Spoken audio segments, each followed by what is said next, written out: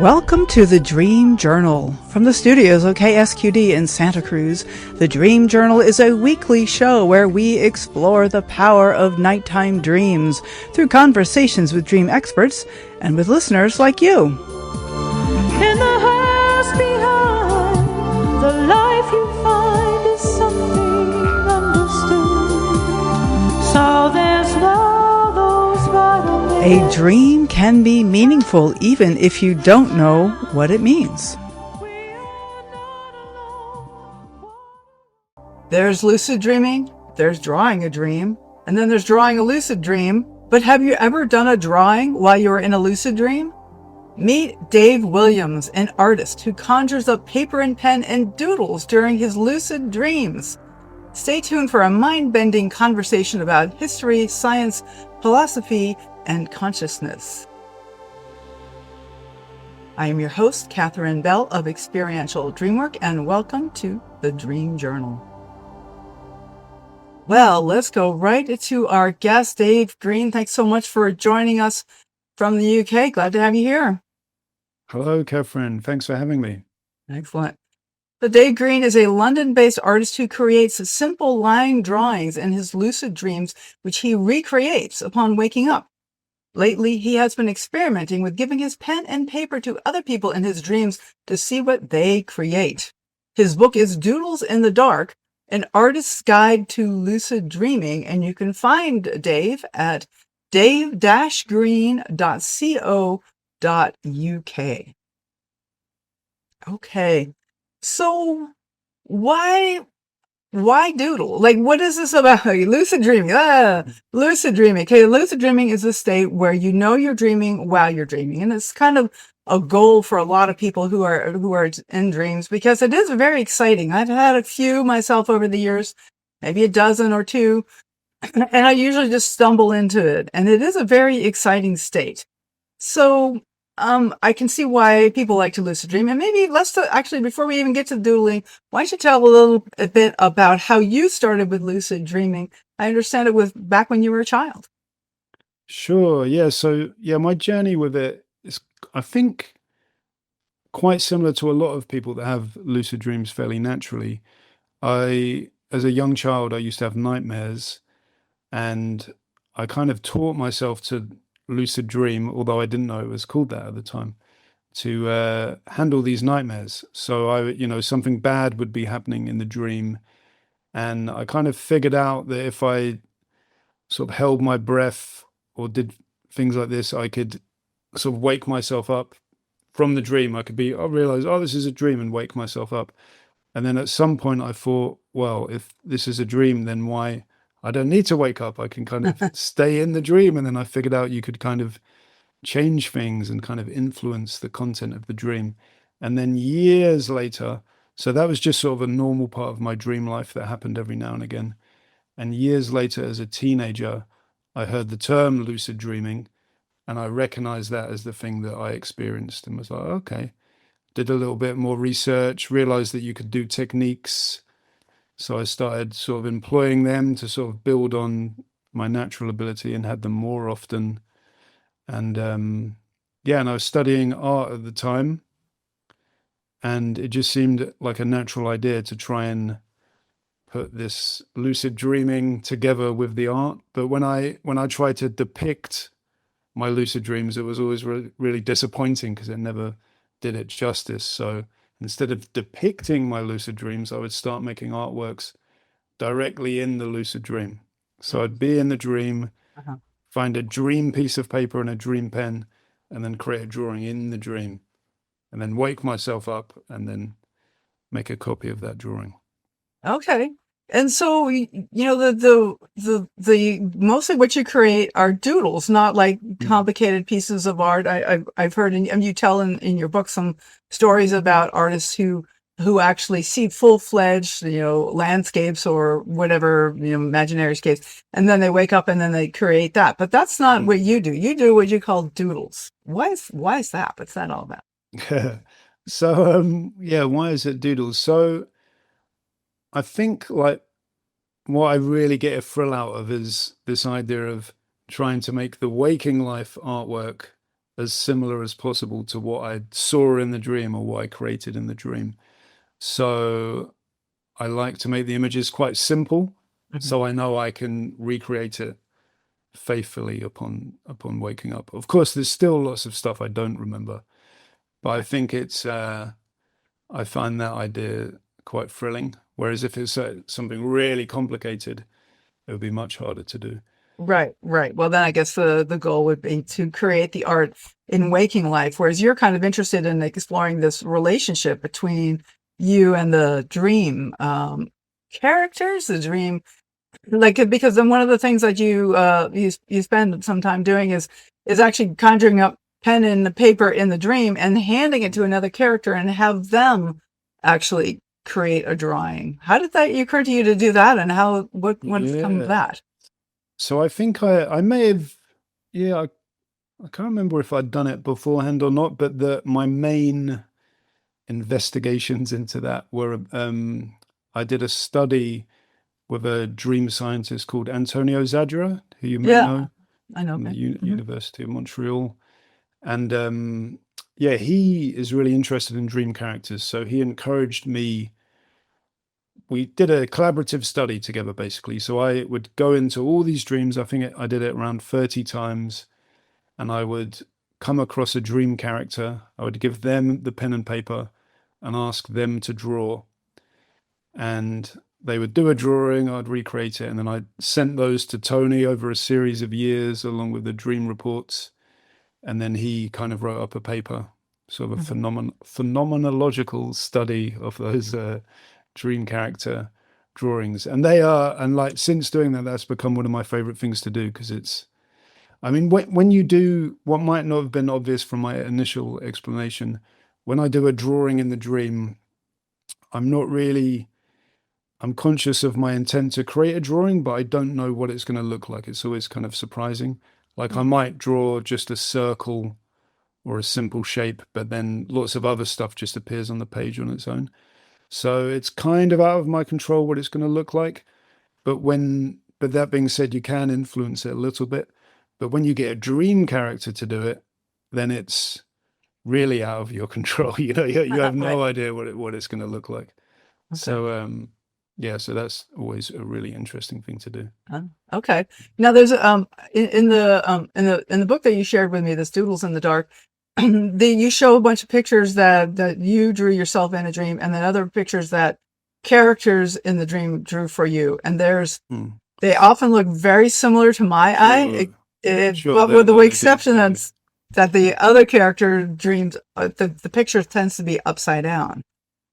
Because you're looking at it from, right? Is that, or tell me, I didn't quite follow that. How does that, say more about that upside down thing? Sure, yeah. So I think that might become clearer later on in the book. So that was by a guy, again, it was Tony's idea, and it was recreating a study done by a guy called Paul Tolley. Do you know that guy? Is it Tolley or Foley? No. He was a German dream researcher. And he was interested in the idea that dream characters might be independently conscious of the dreamer. And so he got a load of lucid dreamers together. I think this was in the 80s or 90s, maybe. And he would get them to do various tasks. Like, he would get these lucid dreamers to ask their dream characters to write poetry, for example, or do maths equations to see how they react. And one of the things he did was to, like me and Tony did, get the dream characters to do drawings.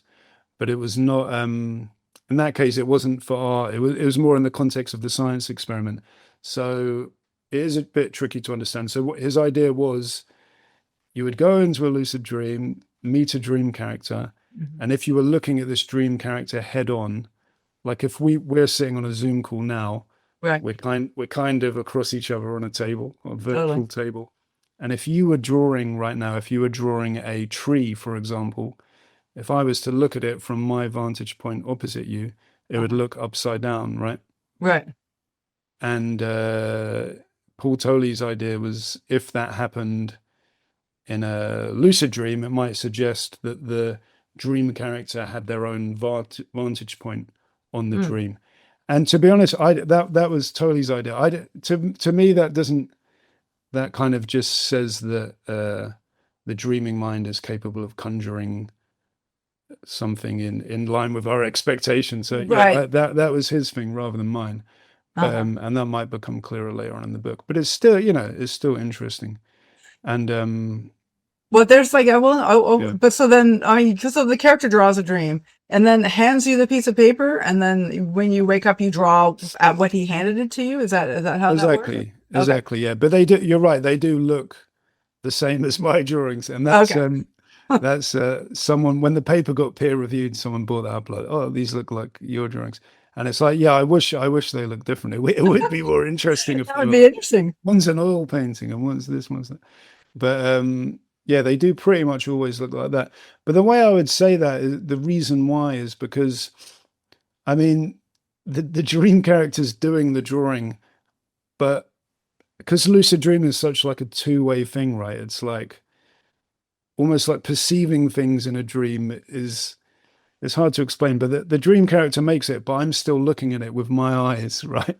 Yeah. And Yeah. because in a lucid dream everything works on expectation, it's kind of like I don't know, it's hard to explain it. It's yeah, it's Well, let's follow that thread a little bit. Like I guess, or maybe a slightly earlier thread that I'm curious about this whole idea of dream characters and are they actually different than who we are?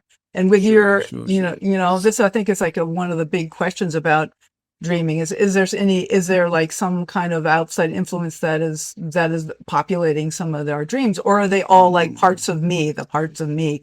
Whenever you're looking at a Sure, dream, sure, you sure. start, the crazy part of me, the part of me that's angry, but other influences on characters. And with your insight, do you have any sense of whether these characters are all parts of the dreamer, or are there some independent entities too? Do you have any sense Yeah, about I that? mean oh yeah, it's so I mean it's yeah, I think this is like one of the most interesting topics in lucid dreaming. And I think everyone who's had a lucid dream and interacted with the dream characters at some point or another has asked themselves that question. Because although in a lucid dream you can influence things, the dream characters are the thing you influence the least. They very much do seem to have a mind of their own.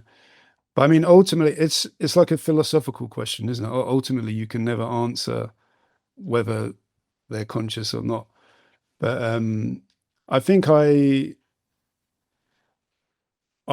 relate to them as if they're a part of me. And I mean, it's interesting because I've heard some people say that maybe the way you framed it there was like for a dream character to be conscious, it would have to be an outside influence. But like, have you seen that research by Deirdre Barrett about patients with a dissociated Oh, identity disorder? I know Ginger, of course, she's the president of the IASD right now. Yeah, it was. Tell me about this study. I don't know this one. So it's back in I think it's 1994, and she did a study with people who have a dissociated identity disorder, which used to be called split personality disorder. And to me, this it's one of the most interesting studies I've come across. And basically, people with that condition can have will sometimes report the same dream from the perspective of from different perspectives within it, based upon which they call them alter personalities, which alter is being interviewed after the dream. So that sounds a bit complicated. So I'll explain in more detail how that works. So, say for example, you might have someone like who's the host personality, and they might have so they got two other personalities. Like one's like an old man personality, and one's like a little boy personality. And in the morning, if you interview them, oh, what did you dream about last night? If the old man personality is taking the helm at that moment, he might say, oh, I was dreaming about driving along in a car and I looked out the window and I saw a little boy kicking a ball up against the wall, right? Hmm. But Mhm. then if later on that morning, if the little boy personality is taking the helm of the host, you say, oh, what did you dream about last night? And he was like, oh, I had a dream that I was kicking a ball up against the wall and I looked over and I saw this old man driving by in a car. Okay. Oh, very So cool. that is, and they're often not, the alters are often not aware of the other ones, so they're kind of independent of each other. So that's one mind in which two dream characters are independently conscious. So I think dream characters could be conscious. I mean, this is highly like Right. speculative, but they could, you could imagine a scenario where dream characters are conscious in the mind of Oh yeah. one person, where they are having, there is something it is like to be them. They're having experiences, but in the mind of one person. But so yeah, who knows? Yeah, I sort of explore that a little bit in the book. I don't come. I'm just talking around the idea. I don't come Totally. down hard on either way, but I find that idea really, really interesting. Well, that really fits in with what I believe about dreams, that they're a way to have a conversation with myself. Like even in like common expression, we say, I'm of two minds about that. Like, I don't know I'm not sure, I haven't decided. So I have two voices in my head. One wants me to do one thing, one wants me to do the other. And they're both totally valid. And I think in dreams, they often show up as different characters in the dream. And so maybe these dissociated people, they have these two parts of themselves that are actually fully developed personalities. But I think we're a little split personality in every dream just by the nature of dreaming. I often dream about conferences and like support groups or in therapy groups where I have like a whole circle of people and like I have one point of view, but I'm willing to buy that every single one person sitting there is another Sure. part of me, another point of view that's inside my head. We're having a conversation. We're trying to figure out what's the best thing to do? What do we really want to do? Like who feels the strongest feelings about this? And who has the history to say, don't do it. Like that this is kind of fits in with one of my main theories about dreams, that there are this conversation between different parts of ourselves. Interesting. Yeah, Yeah. yeah. And maybe some of those parts of ourselves can be influenced from outside. Certainly there's visitation dreams that people meet people, loved ones usually who have died, and that a lot of people feel like these are actually encountering the souls or the spirits or the person who has died, and so that's someone outside of the dreamer. So certainly there's arguments that way, that some people have encountered characters from outside of their dreams, and I often feel like the dream itself is kind of holding me or like inviting me into a relationship as a kind of a spiritual experience. Sure, sure. So there's both the parts of me kind of thing, and then there's also influences from outside of me.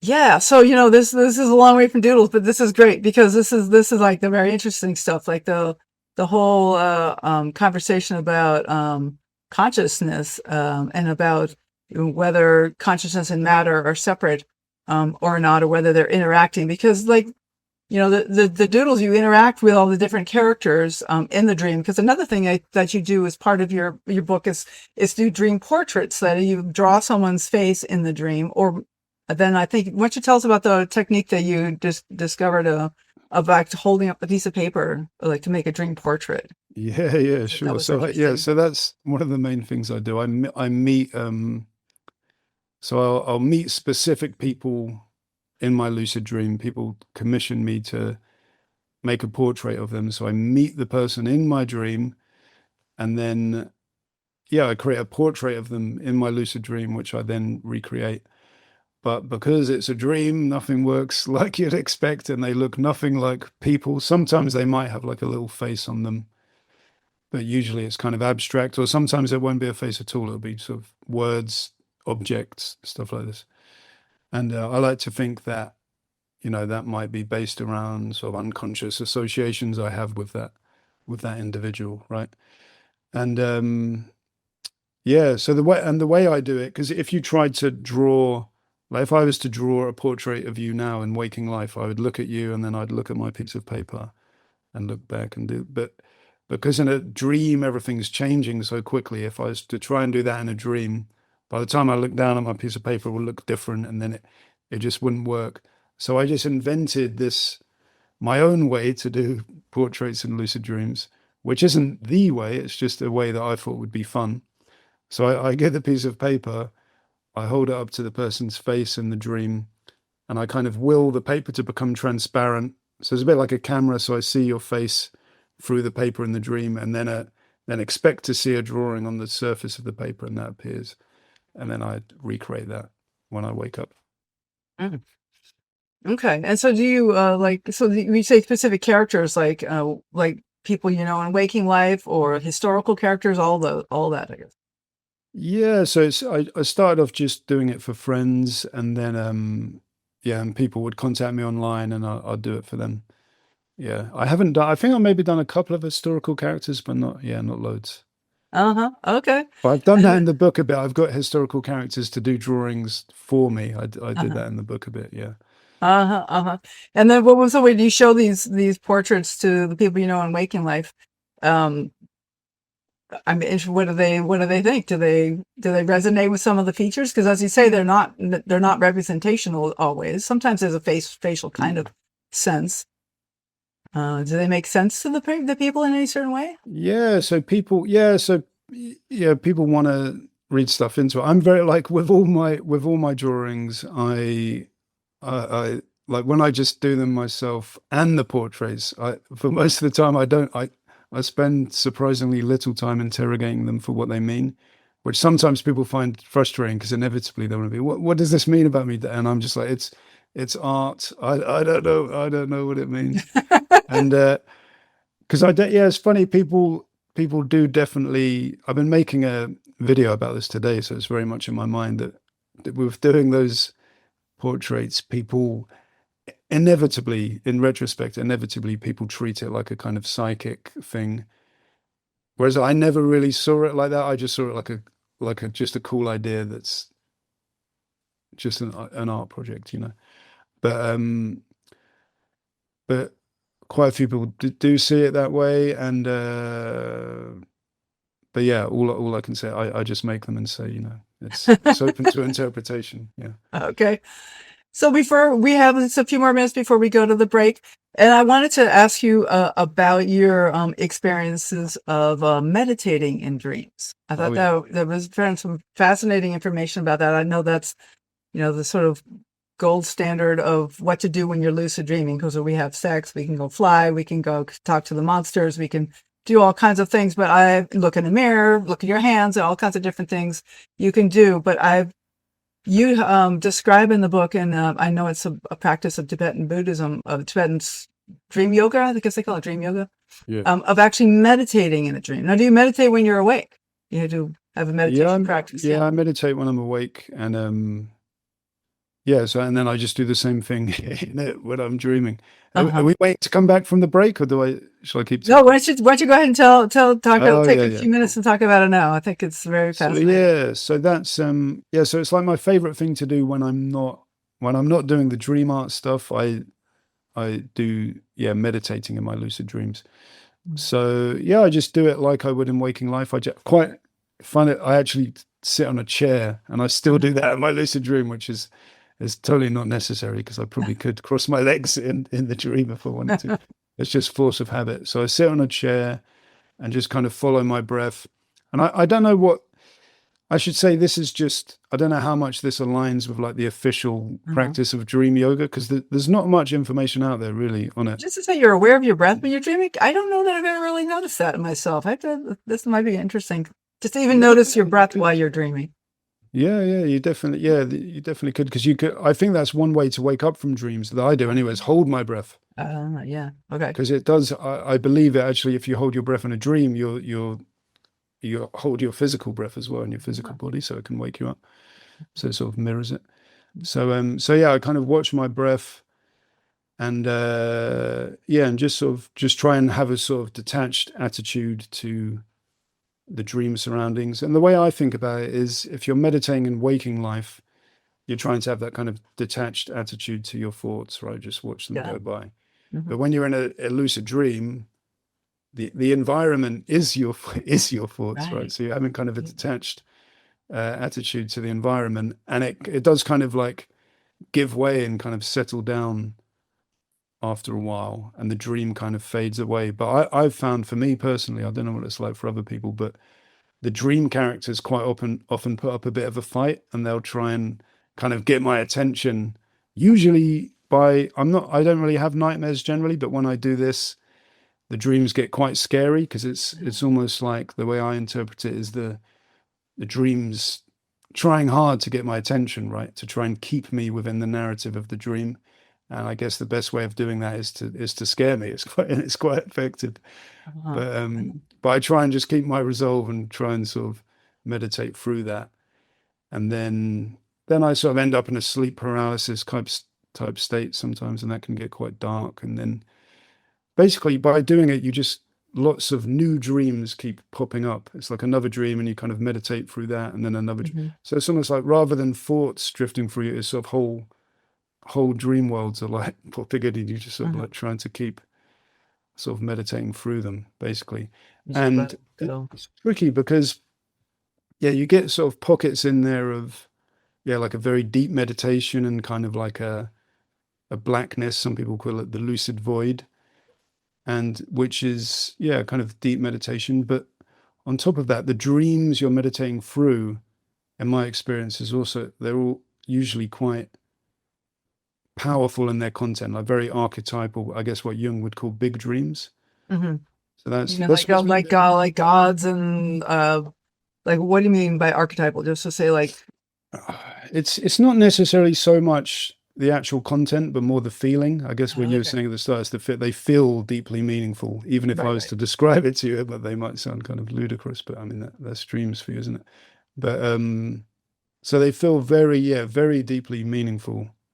And that's always a bit of a conflict for me, because I'm I guess it's that conflict between like the sort of Eastern approach and the Western approach. I mean, this is massively simplifying it, but because the Eastern approach is always about cutting through, right? Like what's beyond the symbols, what's the, beyond that. And then, whereas Western has been more about like, let's analyze these symbols for what they mean. Let's concentrate on this.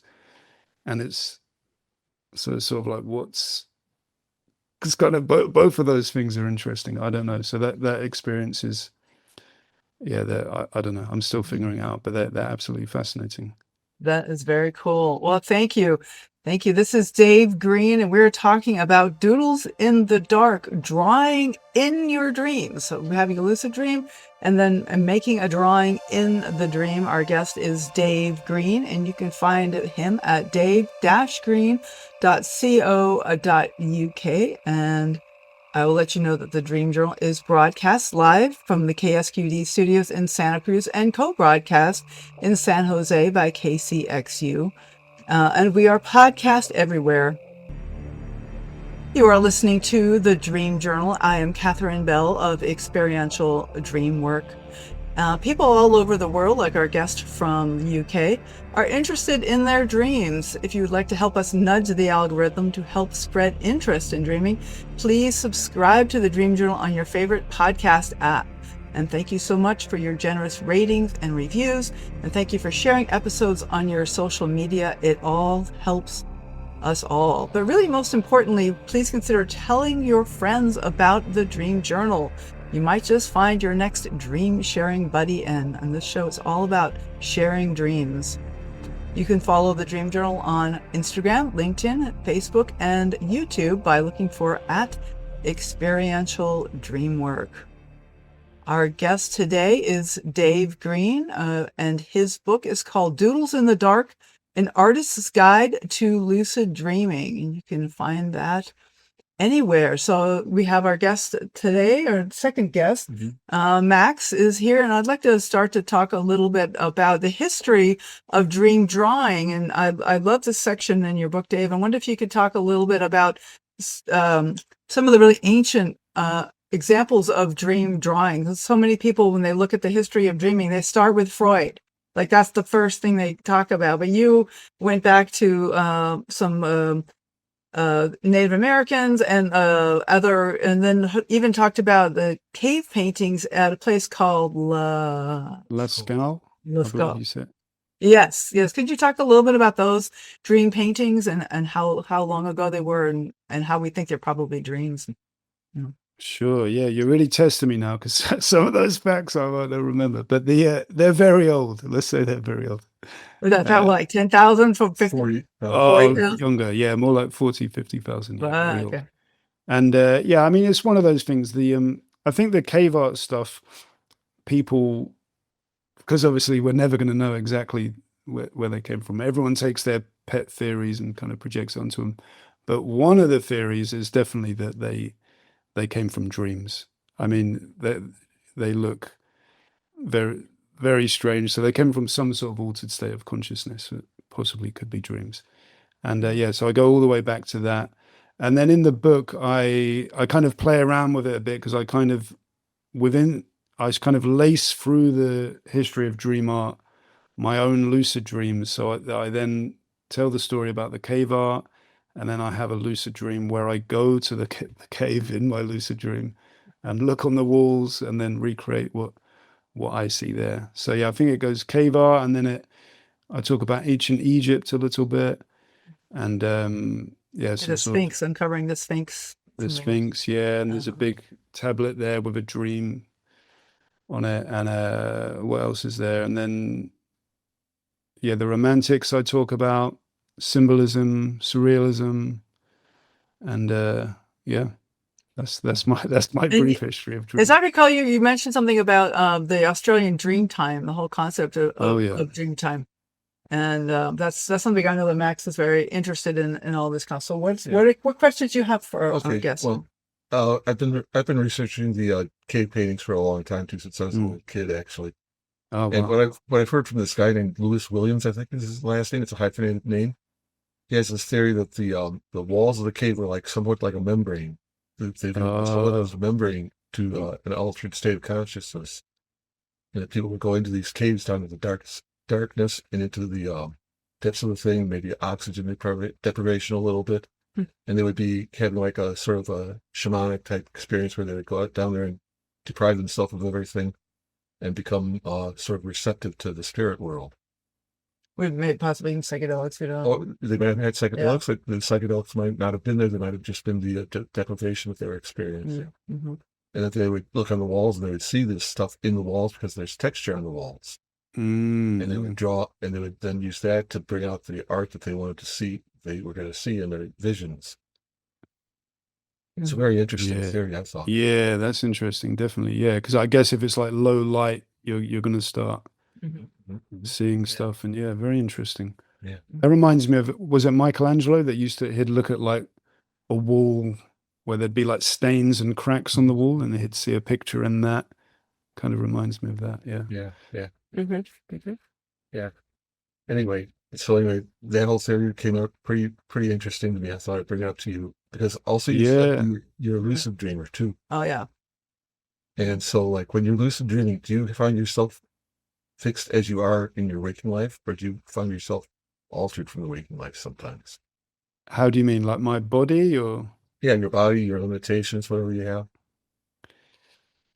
My body is usually pretty similar. Yeah, like I was saying to Katherine, when I meditate in the lucid dream, I still use a chair even though I don't need to. So I guess look, the habits kind of cross over, and so my body really stays the same unless I intentionally try to change it. For me, that's one of the more challenging things.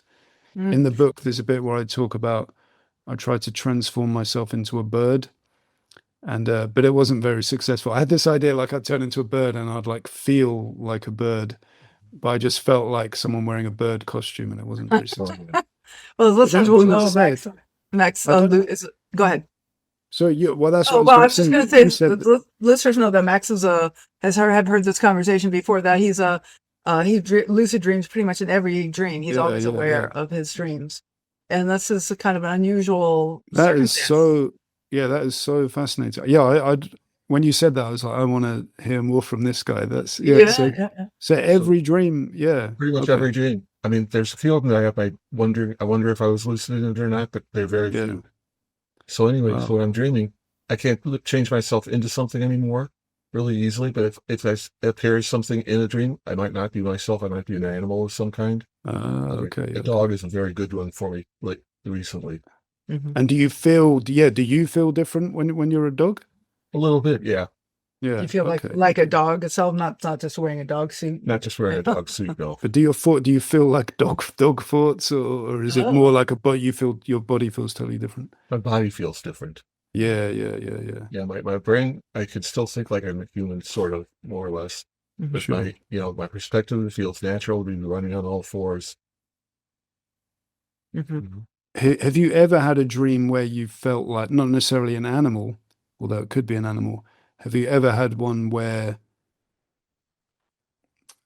so yeah, where you felt like you did inhabit the thoughts of another dream character, where it felt like you were another dream character? Have you ever had that? No, I have not made that jump. I had Go I had ahead. one of those in that study with Tony, and it took me a while to. I mean, it was interesting when I woke up from it, but it took me a while to realize how interesting that is. And I did a bit of research on it, and I found a paper on it. It's called vicarious dreaming, Hmm. because you're kind of vicariously living through the life of the other person. And I was thinking, I think that might be one of the like really like underexplored, interesting dream phenomena, because it has all these like interesting philosophical questions, like when I had that dream, I was asking the lady to do a drawing for me, and I was kind of looking over her shoulder as she did it, and suddenly my perspective shifted, and I was experiencing the dream as her, to the point where I could kind of hear there was no Dave. I just, it's almost impossible to explain without experiencing it. I just was this woman, and my internal monologue was hers, and I was having thoughts. She was in the drawing. There was like this tree in a field, and I/her was saying, "Oh, that's where I'm from," in like a different voice. And anyway, it's quite brief, but it's just so. Did you see yourself? Did you see like Dave standing there? No. I don't think I saw me, but I was aware because we're kind of next to each other. I guess I was kind of aware that there was a Dave there. But I think like that, because there's so, if you get, I'm very much into the philosophical ideas around dreaming, and that idea of being someone else. And they talk about in that paper, I think it's just called vicarious dreaming. I can't remember who wrote it now. But it's like this idea of like, if I was in any real sense, if I was that woman, like how can I, Dave, remember it now? Do you know what I mean? If this, you know what I mean? Yeah. And it's all those similar ideas that they're exploring in sci-fi. Well, they've been exploring it in sci-fi for years, but now it's more reality. Total recall, and the idea of uploading your consciousness to a computer and all this is like, if you do that, how is it still you? You know, it's all those type of ideas. Well, fairly commonly a different person in a dream, like a male or a female. For me, Okay. I experience, but then often I have the experience of being both an outer perspective and also being the person in the dream. Oh, interesting. So I kind of write it down I/she in the dream, because I'm seeing myself from the outside, or the person who I inhabit. But it's me, sort of. It is me, but it also I can see from the outside. It's like both, and do you feel like you're still Catherine in a different body? No, or I feel like a so different you person. know what I'm talking about? Yeah, Yeah, okay. totally. I do. I feel like That's very odd, because I haven't felt like that in a dream, I don't think. Yeah. I'm always myself too. I have this big argument with a friend of ours about dream ego's existence or not.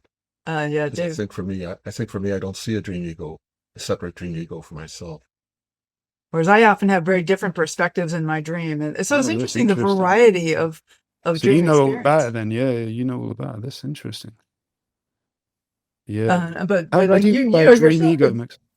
But you don't always have, you're always old. You're not always have trouble walking. Yeah, I might have Parkinson's or something like that. I might not have it that day or something like that. But you're always yourself. Right? I'm always myself, yeah. Yeah. Wait, except when you're a dog. You're a dog. Well, if I'm a dog, I'm still myself. I still sort of like myself for some reason. Yeah. When I'm a dog, that thing of like, so that's interesting, Catherine, that you experience that a lot. You kind of feel like you actually do feel like a different person. Yeah. But could you, if you were in a lucid dream, do you think you could bring on that experience intentionally, or it just happens by accident? I'm so rarely lucid dream that I have not thought to try anything like that. I mean, so I mostly just fly or have sex. That's the two classics. Because I've tried to bring it on again intentionally, but it's never worked. I end up like, I find a dream character and I try and get in their head, and I just sort of like literally knock my head against theirs. Yeah, it doesn't work. I can't do it again. But oh, interesting. I have to try that now. Yeah. Okay, that does sound interesting. Yeah. Okay, but this is like brings me to another thing that I was curious about. You mentioned this in passing, and I don't know how much you've thought about this idea. But this is something Max and I talk a lot about, which is that whenever people start to lucid dream, there's like a whole list of things that you can do when you're dreaming, how to change the dream, and this and that. But Max has often argued that and that you mentioned this in your book, that the best thing to do, the most fruitful thing to do, is to not change the dream and just stay conscious, but within the dream, and see what happens. Yeah. And I wondered what your thoughts about it. Of course, the whole idea of doodling in the dream, you specifically have a task and you're doing the doodle. But you made this comment somewhere along there that like it's often a good idea to not influence a lucid dream. Yeah. And I don't know if you've thought much about that. Yeah, I think most people who have lots of experience of lucid dreaming have been doing it a while. I think almost everyone comes to that point of once you've done all the fun things or whatever. Yeah. Everyone gets to the point where it's much more rewarding just to sit back and sort of just see what the dream has to show you, because you still have this awareness that you are dreaming, but there's no need to. I mean, it gets a bit old. To be honest, it does get a bit old, all the trying to do this and do that. I mean, the drawing is one thing. That's kind of a different thing, because it's sort of like, I kind of don't do that for fun. Well, I guess it is fun, but I don't know. It's hard to. There's sort of two separate parts of it for me. There's like the art part, and then there's what I do just for myself, which is that's sort of cool, because that's getting something you could take out of the dream, where you have the experience of the dream sort of embedded in something physical after you get out. Yeah, exactly. Yeah, I find that idea like really exciting. But if I was on a desert island on my own with no one to show off my cool dream drawings to, would I do that on my own? Probably not. I would probably spend more time doing the dream yoga stuff and Yeah. What are our priorities with these lucid dreams, these special moments that we have? Because you make the point that they're really usually brief, and I've talked to people though who there was a woman in particular I talked to who used to do a lot of lucid dreaming, but she stopped doing it because she found she was getting confused, and that she when she was awake, she couldn't tell if she thought she might be dreaming, and so she was like. She was kind of like having trouble with reality, like understanding whether she was what was real and what was not real. And so she'd be awake and thinking it's a dream, and vice versa, I guess. And so she decided to stop trying to become lucid at all, because it was just too confusing to her, and she was feeling like psychotic almost. Sure. I have to take my hat off to her. She's a far more experienced lucid dreamer than I think I am. She can affect her own reality. Oh, that's what she was saying, that her waking life was getting to be confusing, because it seemed the waking life was starting to seem dreamlike. Yeah, I mean, I have heard that. I have heard that before. It's not something that's happened for me, but I have heard that happening. Yeah. So it can be a bit unstabilizing, but yeah, I guess just lay off it a bit. If that happens, just sort of take your maybe if you a little bit. tend that way anyway, if you have like a schizophrenic history in your family or something, or in yourself, then there could be a little bit of a caution there. Yeah. Do you have any more questions? Yeah, I do. I can't remember if it was in your writings or somebody else, but they were talking about patterns that exist when you just sit there and you relax and look at your eyelids. Oh yeah. It's I talk about Kluver's forms, Heinrich Kluver. It's related to that. I think that's like called entopic imagery. It's related. There's these different patterns like spirals and tunnels and cobwebs, and that they come up in I talk about it because they're like snake, serpentine, things like that.